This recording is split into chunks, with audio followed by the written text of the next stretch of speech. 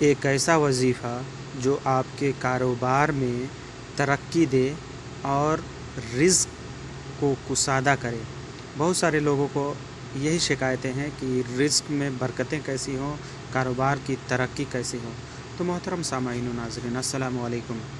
اللہ جل شانہ اور اس کے محبوب دو عالم صلی اللہ علیہ وسلم کچھ ایسے اعمال و اخلاق ارشاد فرمائے ہیں جن سے رزق اور مال میں ترقی اور اضافہ ہوگا۔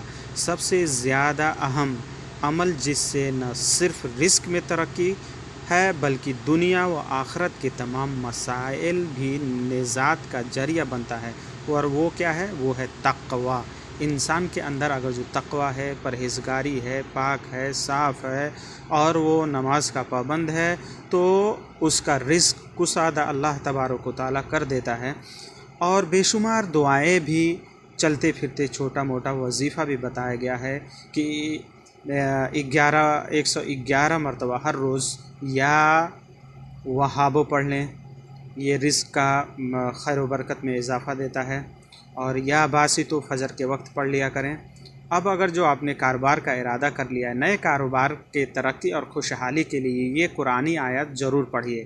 للہ ما فی السماوات والارض ان اللہ هو الغنی الحمید، یہ آپ کو پڑھنا ہے، چلتے پھرتے ہر وقت پڑھنا ہے۔ یہ نئے کاروبار کا ارادہ جب کریں، نئے کاروبار جب شروع کریں، اس میں رزق کے لیے اور کاروبار کے خوشحالی کے لیے یہ قرآنی دعا آپ کو روزانہ 141 مرتبہ پڑھنا ہے۔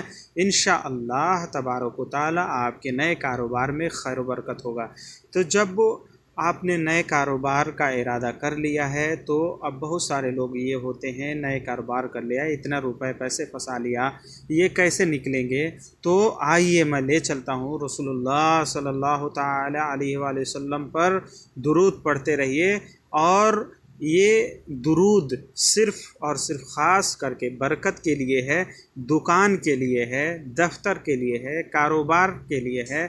بیٹھ کر کثرت سے اپنے دکان میں، اپنی دفتر میں، اپنے آفس میں جو آپ کا کاروبار ہے وہاں پہ آپ بیٹھ جائیں اور یہ دعا پڑھیں: اللہم صلی علی محمد عبدک و رسولک و صلی علی جمیع المؤمنین والمؤمنات والمسلمین والمسلمات۔